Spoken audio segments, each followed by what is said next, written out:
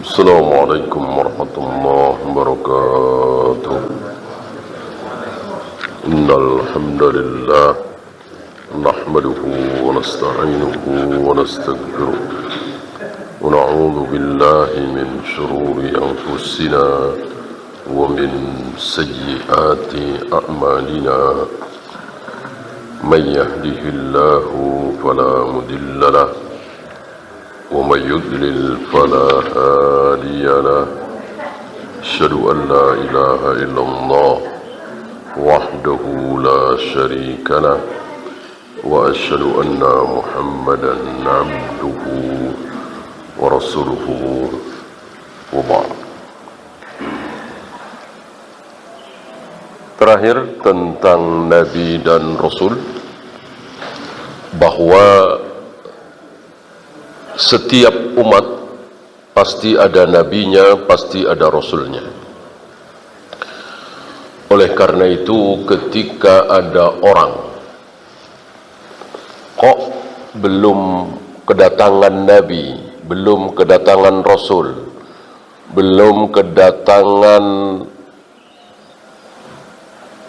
perpanjangan tangan dari nabi dan rasul, yaitu para ulama, dai dan seterusnya, lalu dia mati dan selama hidup belum pernah sholat, belum tahu siapa Allah, siapa Rasulullah, apa itu Al-Quran, apa itu Islam, dan melakukan larangan-larangan, makan babi misalnya, darah misalnya. Apakah orang seperti ini akan langsung dimasukkan ke neraka? Jawabnya tidak. Jawabnya tidak. Kenapa? Karena Allah Maha Adil. Ya gimana mau sholat? Nggak ada yang ngajarin dia sholat. Sholat itu apa dia nggak tahu. Dan dia tidak bisa dikatakan orang kafir seperti Abu Jahal, Abu Lahab menentang dakwah Nabi SAW. Orang nggak ada yang dia tentang. Nggak ada yang mendakwai dia seumur hidup dia.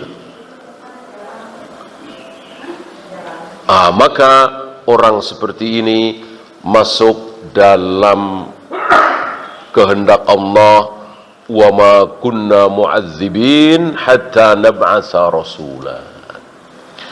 Kami tidak akan mengazab siapapun sebelum kami datangkan rasul, nabi, juru dakwah, mubaligh, da'i yang menyampaikan Allah itu siapa, Islam itu apa, Al-Quran itu apa. Kemarin sudah kita bahas bahwa orang seperti ini akan diuji lagi, akan diuji lagi. Ujiannya seperti apa terserah Allah. Mungkin tidak sama antara satu orang dengan orang lain. Ambil contoh seseorang yang berwasiat kepada anaknya. Jadi orang ini kejadian sebelum Nabi Muhammad SAW. Entah berapa ratus, berapa ribu tahun sebelum Nabi Muhammad SAW. Orang ini berpesan kepada anak-anaknya. Awalnya dia nanya kepada anak-anaknya, menurut kalian, dikumpulkan anak-anaknya, entah berapa belas, berapa puluh orang zaman dulu kan anaknya banyak ya, tentu istri bukan cuma satu. Menurut kalian ayah ini seperti apa? Aku ini bapak macam apa? Gitu. Dijawab oleh anak-anaknya serempak, engkau adalah sebaik-baik ayah. Ayah yang baik, bapak yang baik. Padahal dia merasa sebagai ahli maksiat. Ini luar biasa ya. Walaupun ahli maksiat, tetapi tidak menampakkan di depan anak-anaknya. Jangan sampai anak-anaknya tahu kalau ayahnya itu ahli maksiat. Nah, si ayah ini berwasiat, nanti kalau ayah meninggal, tolong mayat ayah dibakar. Ini riwayat ada di Sahih Muslim. Tolong ayah nanti bakar. Kalau sudah dibakar jadi abu, abunya buang ke lautan. Kenapa? Sebab ayah ini banyak berbuat dosa, maksiat. Kalau sampai Allah menghidupkan ayah lagi, pasti akan disiksa, diazab. Kalau ayah menjadi debu, dibuang ke lautan, ada yang dimakan ikan, ke sana kemari bercerai-berai, kan ngidupinnya kembali kan susah tuh, gitu. Pikir dia Allah itu nggak bisa. Pikir dia Allah itu bukan maha kuasa. Ada sesuatu yang tidak bisa dilakukan oleh Allah. Kalau mayat ayah jadi debu, debunya dibuang ke lautan, tentu Allah nggak akan dibangkitkan. Susah, gimana caranya? Pikir dia. Ya. Singkat cerita, sampai di akhirat. Ini kan Nabi yang bersabda ya. Sampai di akhirat, Allah bertanya kepada orang ini. Orang ini nggak tahu. Kalau bakar mayat itu dosa. Kalau Allah itu maha berkuasa, bisa membangkitkan lagi manusia walaupun sudah jadi abu. Dia nggak tahu. Belum pernah ada yang ngasih tahu. Nggak kayak kita. Nih ayatnya, nih hadisnya, kita tolak. Nggak sesuai dengan akal saya, nggak sesuai dengan nurani saya, nggak sesuai dengan akal sehat. Itu. Laki-laki ini nggak ada yang dia tolak, nggak ada dalil, emang nggak ada yang ngasih tahu. Anak-anaknya juga nggak tahu, anak-anaknya tidak kemudian meralat kan, wahai ayah, bukankah Allah itu maha berkuasa? Enggak, anak-anak juga nggak tahu. Nah, sampai di akhirat orang ini diuji. Allah maha tahu kan, orang ini bukan karena dia mau menghina Allah, Allah tidak sanggup menghidupkan dia yang sudah jadi abu, ditebar di tengah lautan. Betul-betul nggak tahu. Maka Allah menguji dia dengan satu pertanyaan. Kenapa engkau lakukan itu? Kenapa engkau berpesan kepada anak-anakmu supaya membakar mayatmu? Ya. Dijawab, karena aku takut kepada engkau ya Allah. Karena aku terlalu banyak dosaku, aku takut kepada engkau. Ya. Dengan satu jawaban ini, Allah nyatakan dia telah lulus ujian. Antum tahu orang ini akhirnya kemana? Neraka apa surga? Surga apa neraka? Surga. Surga. Ya. Kenapa? Karena dia diuji oleh Allah dan dari ujian itu dia lulus. Akhirnya orang ini masuk surga. Walillahil hamd. Ya. Betapa pemurahnya Allah, betapa pengampunnya Allah, dan Allah maha tahu orang ini nggak patut disalahkan. Kenapa? Karena memang dia nggak tahu. Ilmunya cuma segitu. Ya. Beda dengan orang yang tahu lalu nekat. Dilanggarlah dalil-dalil itu, ditantanglah Al-Quran dan Sunnah, yang nggak masuk akal lah, yang nggak sesuai dengan nurani, nggak sesuai dengan logika. Nah, kebetulan di bab ini beliau menyampaikan riwayat yang tidak masuk akal, bahkan perbuatan gila, tapi dilakukan oleh manusia terbaik nomor 2 di muka bumi. Siapa? Kemarin kita bahas Ibrahim alaihi salatu wassalam. Nabi Ibrahim alaihi salatu wassalam diperintah oleh Allah melakukan perbuatan yang tidak masuk akal, tidak waras, gila. Di mata manusia perbuatan gila. Mosok ayah disuruh nyembelih anaknya sendiri. Dan ini ujian yang sangat berat bagi Ibrahim alaihi salatu wassalam. Antum tahu Nabi Ibrahim mendapatkan anak itu, Nabi Ibrahim sudah tua, sudah hampir putus asa, nggak mungkin punya anak. Ya.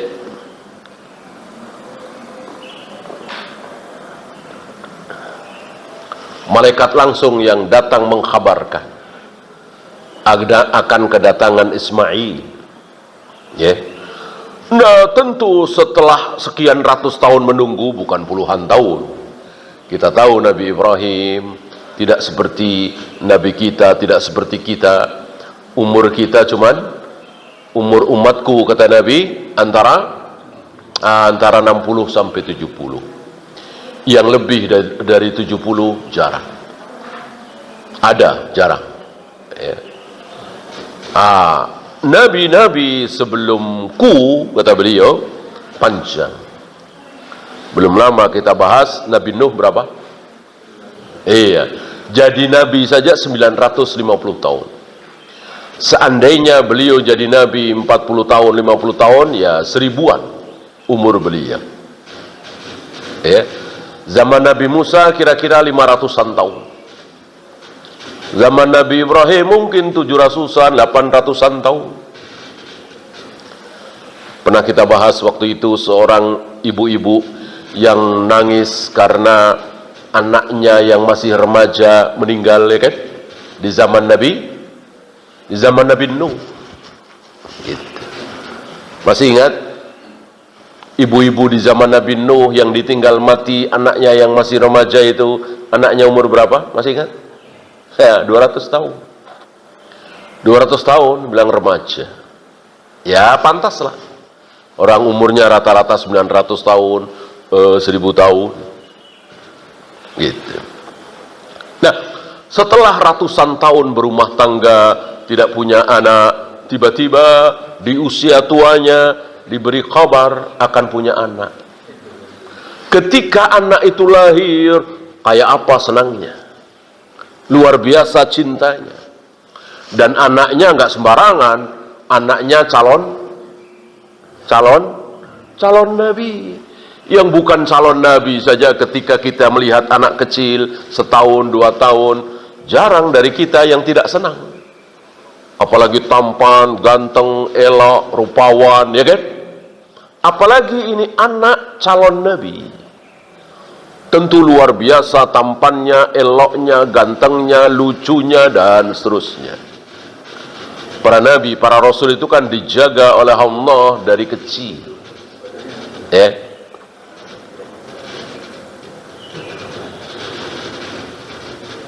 Falamma balagha ma'ahu sa'ya. Ketika Ismail putra Ibrahim itu, kalau bahasa kita sedang lucu-lucunya, sedang menyenangkannya, ya, ketika ya belum terlalu dewasa, kalau kata kita mungkin belasan tahun, ya, disuruh menyembelih. Ini ujian yang luar biasa.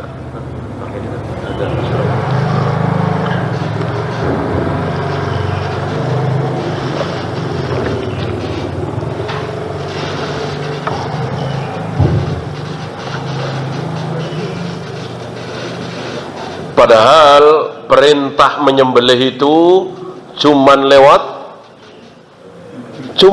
mimpi.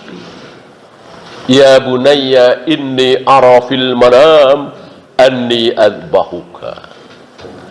Wahai anakku Ismail, aku bermimpi menyembelih engkau.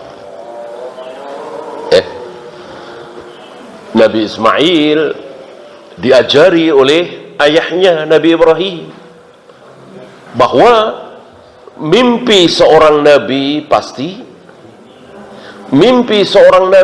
wahyu. Masih ingat mimpi ada berapa? Ada 3 ya, masih ingat ya? Itu kalau kita bermimpi itu ada 3 macam. Ada kalanya dari diri kita sendiri, Artinya kehidupan kita sehari-hari kebawa mimpi atau lamunan kita, hayalan kita. Yang kedua dari setan. Yang dari setan itu pasti mimpi buruk. Dan dua-duanya nggak ada artinya. Jangan dipikir, jangan ditakwil, jangan ditakbir, jangan ditafsirkan. Karena nggak ada apa-apanya.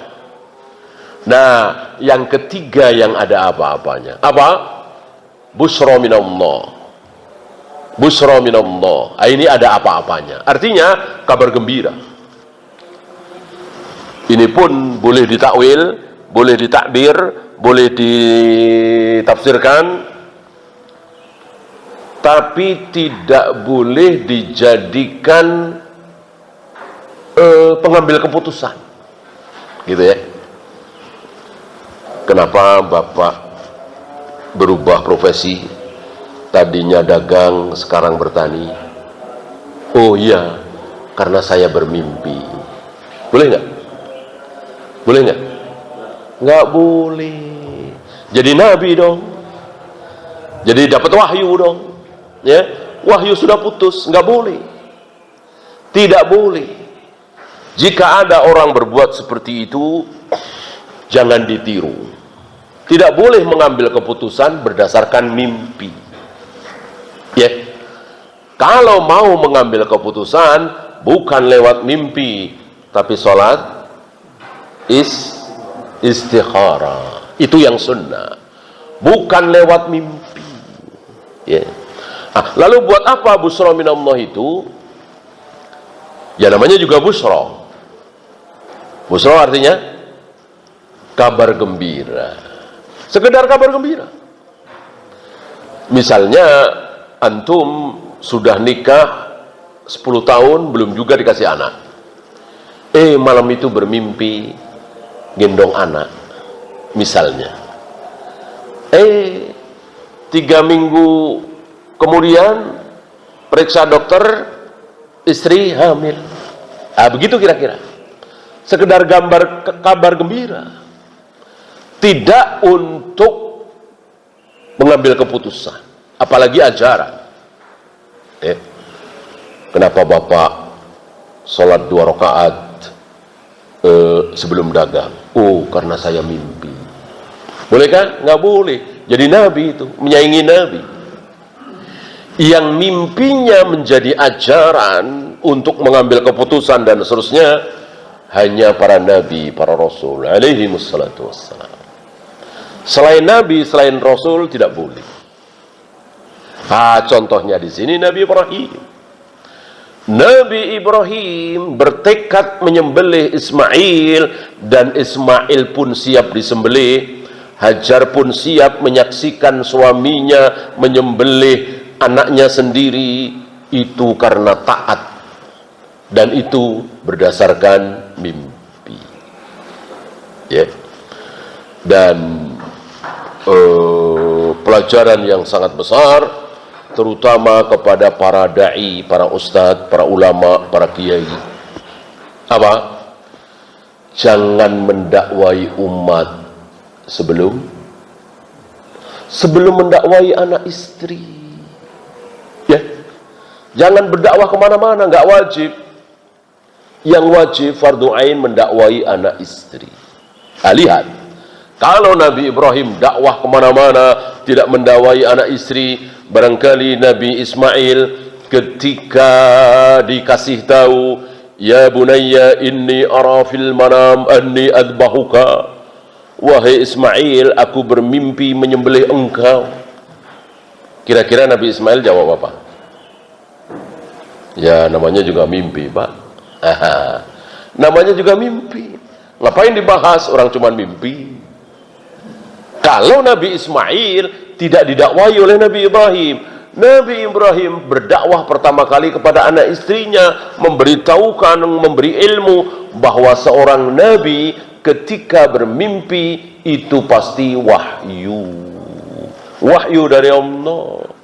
Maka ini merupakan wahyu perintah Allah lewat mimpi, bahwa Allah memerintahkan Ibrahim menyembelih Ismail. Ya. Maka Ismail menjawab, ya abati f'al ma tu'mar. Wahai ayah, lakukan apa yang Allah perintahkan. Itu perintah Allah. Faham Nabi Ismail karena didakwai oleh ayahnya, dikasih ilmu oleh ayahnya. Satajiduni insyaallahu minas sabirin.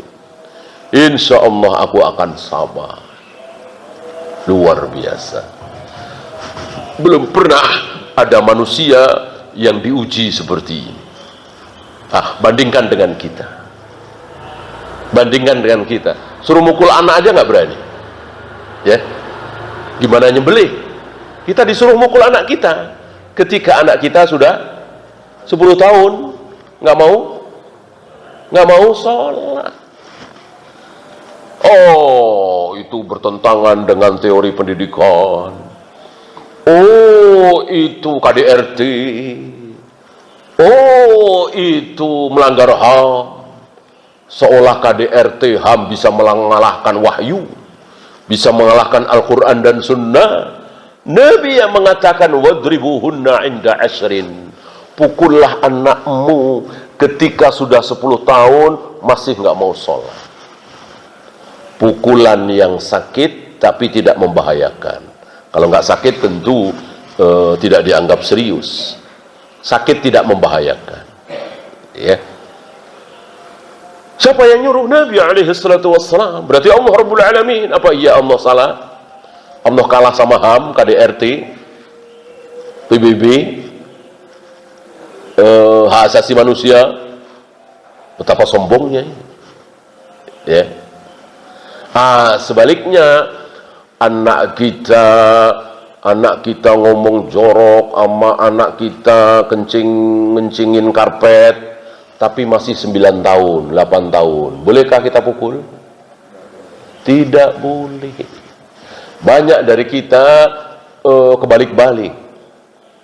Cuman ngomong jorok, ngencingin karpet, numpain sayur, dipukul. Padahal masih 8 tahun, 7 tahun, 9 tahun. Nggak boleh, haram. Anak itu baru sanggup menerima hentakan pukulan ketika sudah 10 tahun. Kata siapa? Kata Nabi sallallahu alaihi wasallam. Dan itu untuk sesuatu yang sangat-sangat besar kesalahannya, tidak mau sholat. Adakah kesalahan yang lebih besar dari meninggalkan sholat? Nggak ada. Waktu itu pernah kita bahas ya. Berzina, minum khamr, berjudi, memperkosa, membunuh, luar biasa besar dosanya. Tapi dengan tidak sholat, nggak ada apa-apanya. Nggak ada apa-apanya.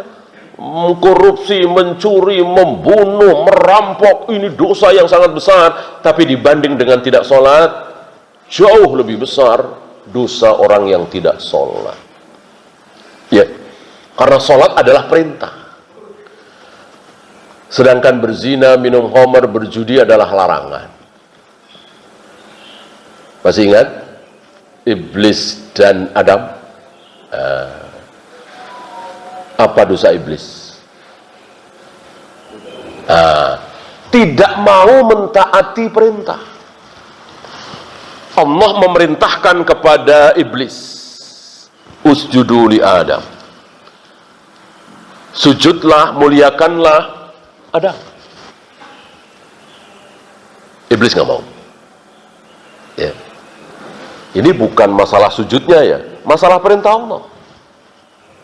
Seandainya Allah bilang begini, wahai iblis, bunuhlah Adam.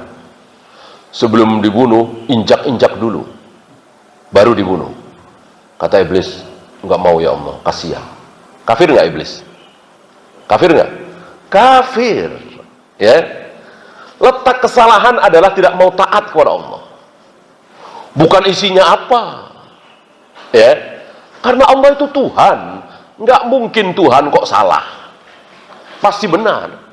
Walaupun judulnya suruh menyembelih anak. Ya. Banyak dari kita ini sombong. Seolah kita ini lebih pintar dari Tuhan. Wah, nggak benar ini. Masa Allah nyuruh begitu? Innalillah. Kita ini gak ada apa-apanya. Ya. perintah Allah mutlak dilaksanakan apapun isinya.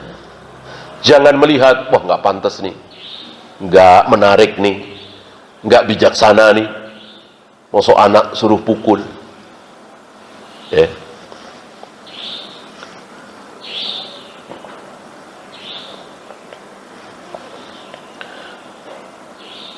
Sedangkan kesalahan Adam adalah apa? Masih ingat? Melanggar larangan. Wala taqraba hadhihi syajarah. Wahai Adam, Hawa, jangan pernah dekati pohon ini. Kan dilarang tuh. Nah, dilanggar oleh Adam dan Hawa. Dosa-dosa besar. Akhirnya diusir dari surga. Nah, pertanyaannya, mana yang lebih besar dosanya? Iblis apa Adam? Jelas iblis. Sepakat seluruh ulama, bahkan seluruh manusia, bahkan kaum muslimin, Yahudi, Nasrani, sepakat dosa iblis jauh lebih besar dari dosa Adam. Adam diampuni, iblis tidak, kan? Kenapa? Karena iblis ada perintah tidak mau ditaati. Tidak taat terhadap perintah itu jauh lebih besar daripada ada larangan dilanggar. Maka tidak sholat, tidak puasa Ramadan, tidak zakat, tidak haji, dosanya jauh lebih besar dari berzina, minum khamr, berjudi, memperkosa, membunuh, korupsi. Karena tidak taat jauh lebih besar dosanya daripada melakukan melanggar larangan. Nah, maka anak yang tidak sholat itu dosanya luar biasa. Gak ada yang menandingi. Itu tidak boleh dipukul kalau belum 10 tahun. Kalau sudah 10 tahun, silahkan dipukul. Kalau nggak mau sholat. Sebelum 10 tahun nggak boleh. Apalagi kesalahan-kesalahan yang jauh lebih kecil dari meninggalkan sholat. Semua kesalahan insya Allah lebih kecil dosanya dibanding dengan tidak sholat.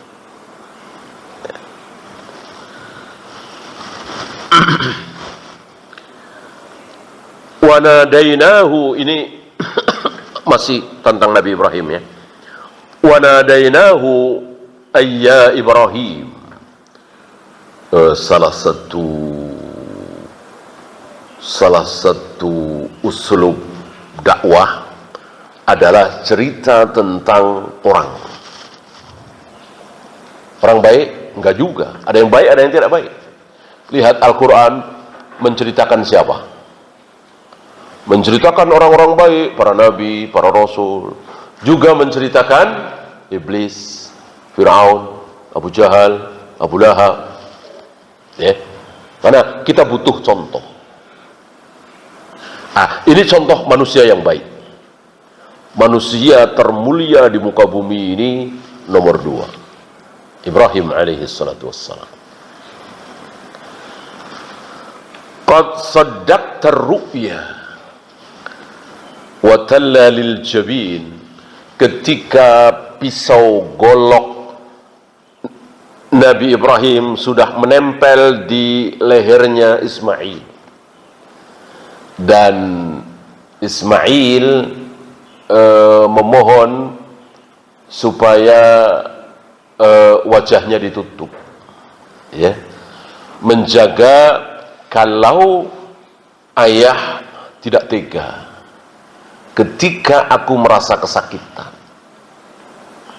Intinya mereka berdua sudah siap melakukan perbuatan gila itu,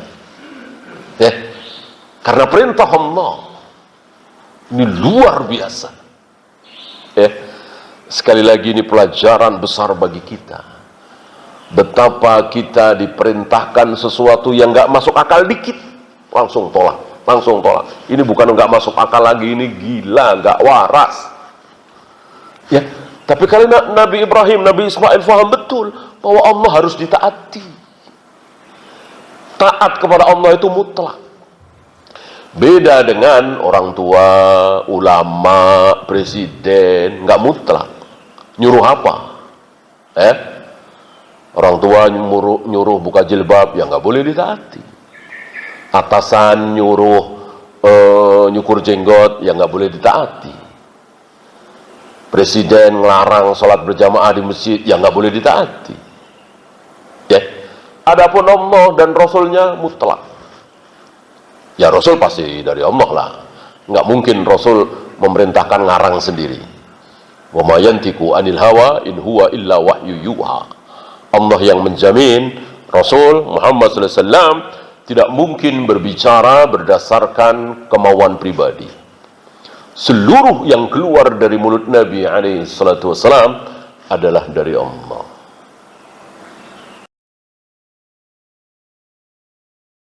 Setiap kali kita menjumpai ayat, hadis, kok nggak masuk akal nih, nggak masuk nurani nih, ingat Nabi Ibrahim. Ya.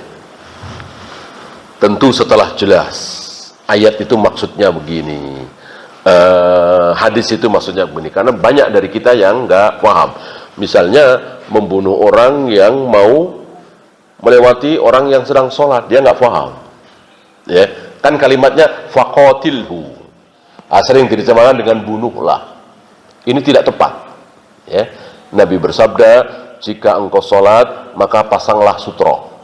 Sutroh itu sesuatu yang meninggi, mungkin minimal sekira sejengkal lah ya. Kita pasang di depan kita yang sedang sholat. Agar kalau ada siapapun dan apapun yang mau lewat, ya silahkan. Nah, kalau kita di sini ya bisa dengan tembok, tiang, atau tas, atau apalah. Maka jika ada yang lewat, halangi. Jangan engkau biarkan ada yang lewat antara engkau dengan sutroh itu. Ya. Mau lewat, halangi. Mau lewat, halangi. Kalau dia terus pengen lewat, faqatilhu. Sering diterjemahkan, bunuhlah dia. Ini nggak tepat. Ya. Qatala yuqat, kalau membunuh itu kan qatala yaqtulu, uktul, membunuh. Ini qatala yuqatilu, qatil, muqatalatan. Akhirnya artinya memerangi, menghalangi. Artinya jangan sampai ngalah. Kalau dia berusaha keras untuk tetap lewat di depan engkau yang sedang sholat, terus halangi, jangan sampai ngalah. Atau pakai cara cerdas. Waktu itu Nabi pernah sholat, imamin sholat, dan beliau masang sutra di depan beliau dengan menancapkan tombak. Ini sholat di tempat terbuka ya, sepertinya ketika dalam perjalanan. Ketika beliau sholat itu, tiba-tiba ada kambing. Ada kambing yang mau lewat antara beliau dengan sutroh itu, dengan tombak itu. Beliau pakai cara cerdas, beliau dekati sutroh itu. Dikatakan di situ hampir-hampir perut beliau menyentuh sutroh itu. Lalu kambing itu lewat di depan sutroh, nggak masalah ini. Yang tidak boleh lewat antara kita yang sedang sholat dengan sutroh. Ya. Ini pelajaran bagi antum yang sholat di Masjidil Haram. Ya, kalau Masjid Nabawi insya Allah tidak ya. Masjidil Haram kan luar biasa ya. Orang lalu lalang luar biasa, namanya juga muter. Apalagi laki perempuan campur aduk. Dan antum insya Allah tahu kita sholat akan batal. Sholat kita akan batal kalau dilewati tiga hal. Kalau yang lewat pas di depan tempat sujud kita itu tiga hal, batal sholat kita. Yaqta'us salata rajulin thalathun. Sabda Nabi alaihi salatu wassalam, akan membatalkan, memutuskan sholat seseorang itu kalau dilewati tiga hal. anjing hitam, keledai, dan haidotun, wanita yang sudah haid, wanita dewasa. Sabda Nabi alaihi salatu wassalam. Nah, tentu kita tidak mau salat kita batal, kan? Nah, padahal Masjidil Haram tahu sendiri, kita salat dilewati oleh wanita sangat-sangat mungkin di sana, apalagi nggak jauh dari Ka'bah, kan muter, ya kan? Maka hati-hati, pakai sutra, ya.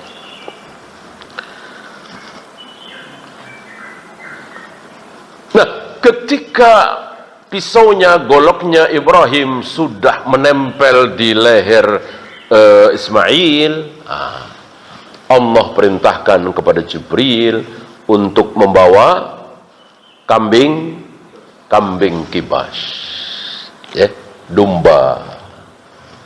Maka sebagian ulama lebih menyukai domba daripada kambing yang bukan domba, walaupun dua-duanya sah, ya, untuk dijadikan kurban. Ya, ini pelajaran yang luar biasa, contoh yang sangat agung, di mana manusia semakin tidak waras dalam rangka taat kepada Allah, maka dia semakin mulia. Untuk taat kepada Allah nggak perlu mikir, karena justru agama ini ujian. Kalau agama semua masuk akal, ya bukan agama namanya, itu ilmu pengetahuan. Justru isi agama itu mayoritas nggak masuk akal. Tawaf, sa'i, melempar jumroh, mencium hajar aswad, masuk akal? Nggak masuk akal. Jumroh dilempar-lempar, batu hitam dicium-cium. Umar kan pernah begitu, ya. Innaka hajarun mayyitun la tadurru wa la tanfa. Wahai batu, engkau ini batu mati, nggak ada manfaatnya, nggak ada mudaratnya. Kasarnya kalau aku tabok engkau nggak bisa balas, ya kan? Ya batu mati. Wallahi, kalau aku belum pernah melihat Rasulullah mencium engkau, nggak sudi aku mencium engkau. Ya. Akhirnya Hajar Aswad itu dicium oleh Umar. Kenapa? Ya, Umar insya Allah tahu bahwa Hajar Aswad itu batu dari surga.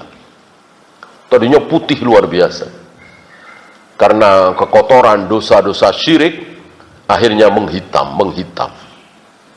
Umar nggak mengatakan karena engkau batu dari surga pantas aku cium, enggak.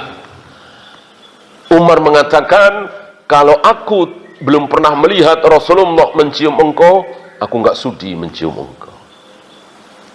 Kenapa Umar akhirnya mencium Hajar Aswad? Karena mencontoh Nabi SAW. Utusan Allah, berarti perintah Allah, nggak masuk akal. Tapi karena perintah Allah lewat Nabi SAW, maka kesampingkan akal. Dan itulah agama. Dan umumnya agama kan seperti itu. Ya.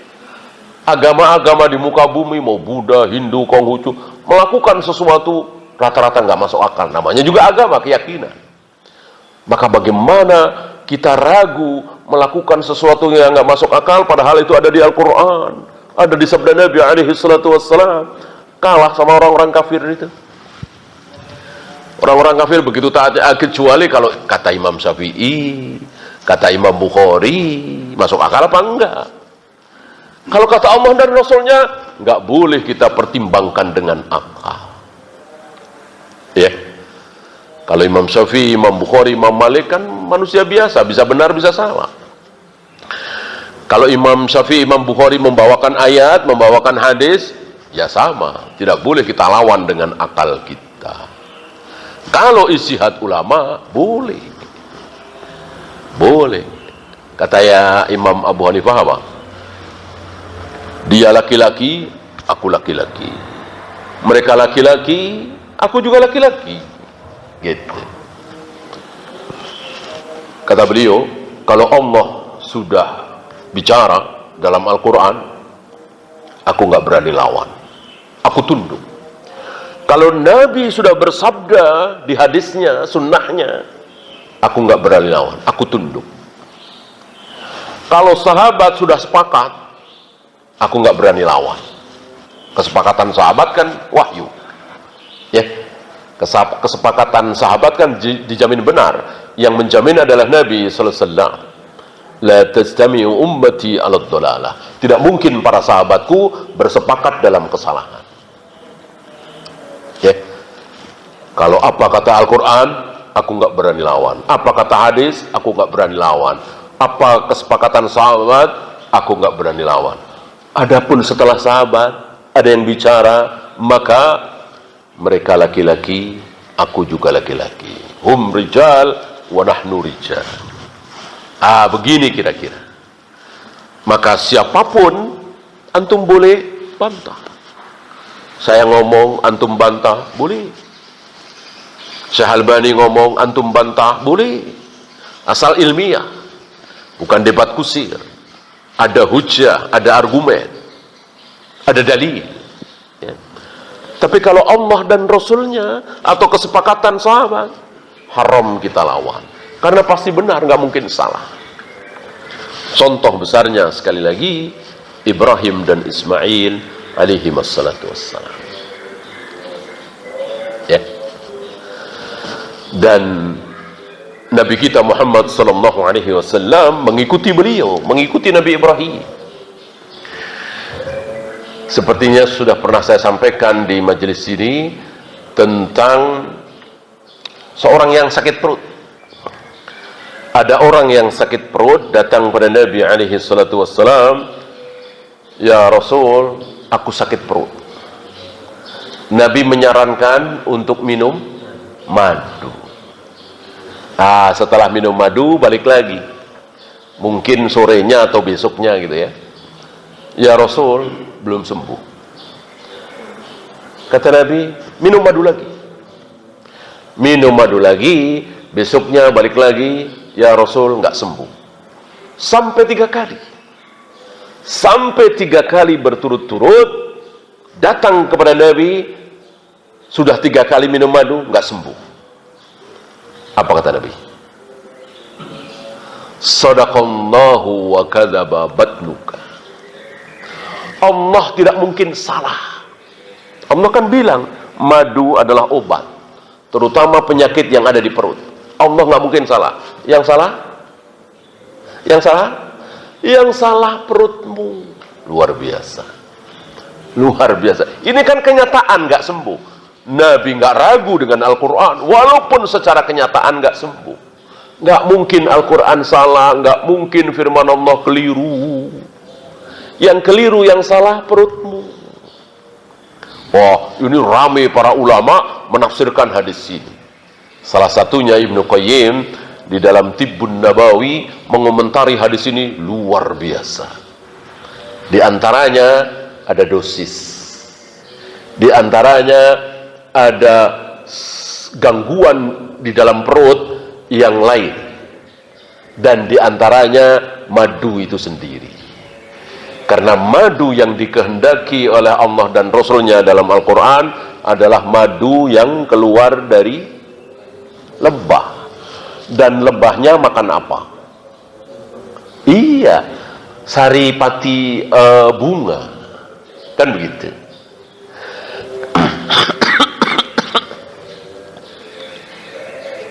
Ketika madu itu tidak keluar dari lebah, ya keluar dari lebah dikit, dicampur dengan gula misalnya. Tentu ini bukan madu yang dikehendaki oleh Al-Quran. Menyembuhkan? Ya enggak. Atau yang kedua, betul keluar dari perut madu, tapi madunya tidak memakan saripati bunga. Dikasih sirup, kan belum musim bunga, padahal maunya jualan madu. Dari mana coba? Dikasih sirup, manis kan sirup, ya, dimakan oleh lebah itu, betul keluar madu. Apakah madu itu yang dikehendaki oleh Al-Quran? Tentu tidak. Nah, disinilah kaum muslimin menjadi ragu, menjadi bulan-bulanan, ejekan orang-orang kafir, mana madu? Nggak sembuh juga. Karena bukan madu yang dikehendaki oleh Al-Quran. Ya, maka di sini dosa besar. Ya. Sudah berbohong, kemudian memperburuk citra Al-Quran dan Sunnah. Orang nggak sembuh, ya iya, gimana mau sembuh? Orang madunya bukan madu yang dikehendaki oleh Allah dan Rasulnya. Kan ternak lebah itu, insya Allah antum tahu ya, ternak lebah itu kan dikasih makan lebahnya. Makanya saripati bunga, ya enggak lah. Kalau itu ya nggak usah dikasih, mereka bisa cari sendiri. Lebih pintar mereka daripada kita petaninya, kan gitu. Ya.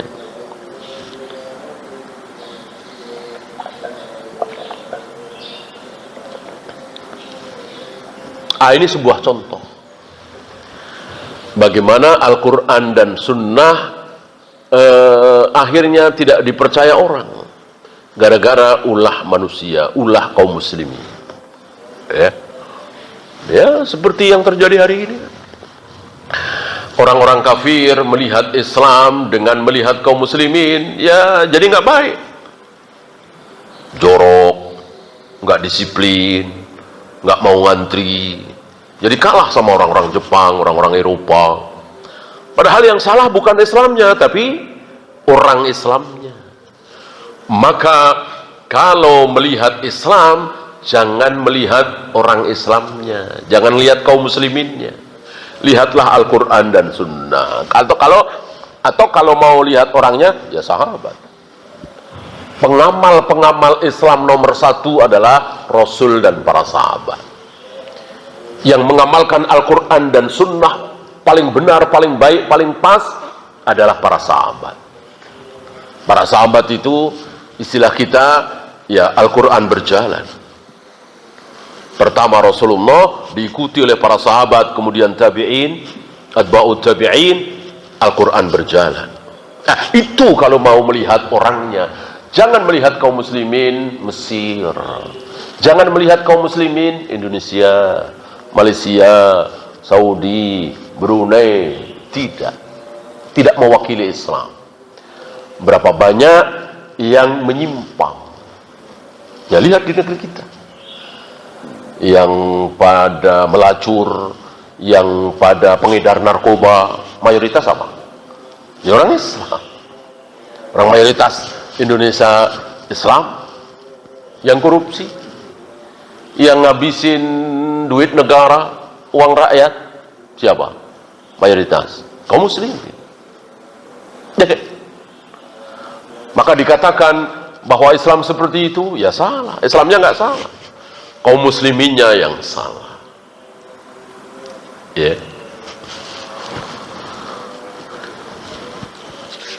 Ya, satu lagi.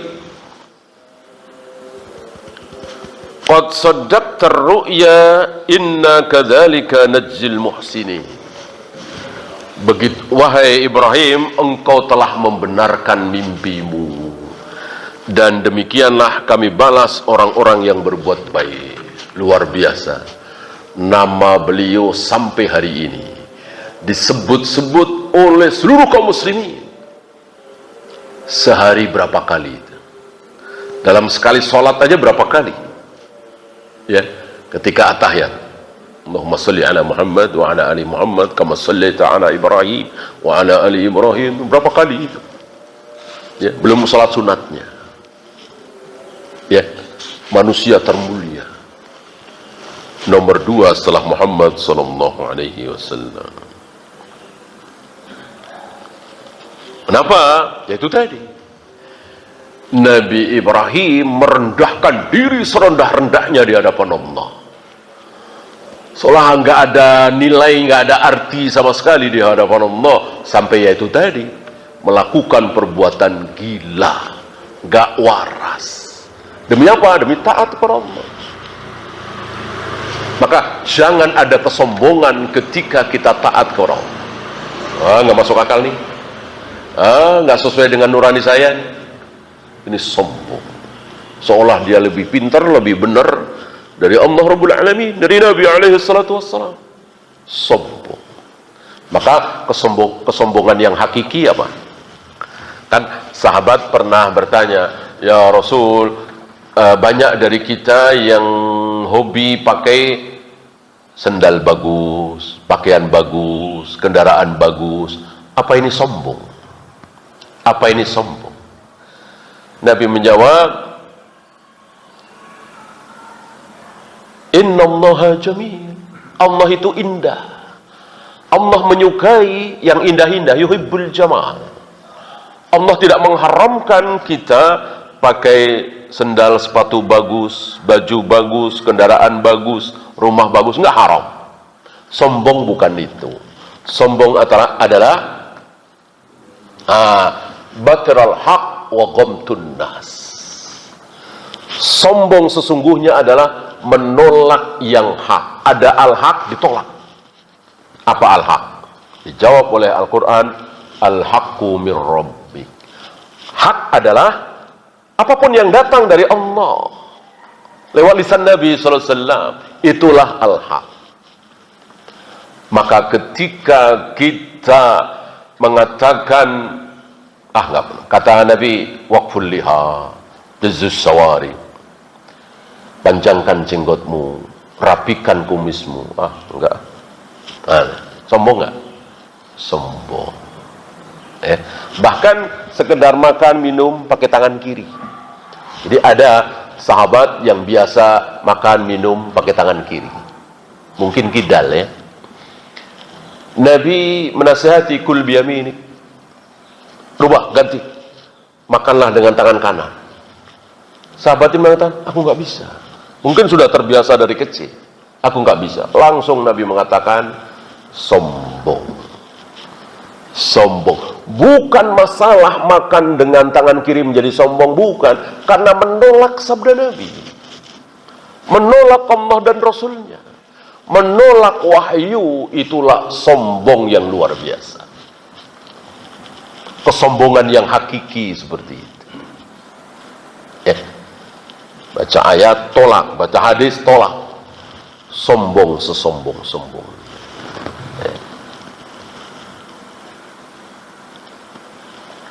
Kalau pengen jadi orang tidak sombong, lihat contoh Nabi Ibrahim. Walaupun perintahnya gila, nggak masuk akal, nggak waras, tetap sami'na wa ata'na. Karena Allah yang nyuruh.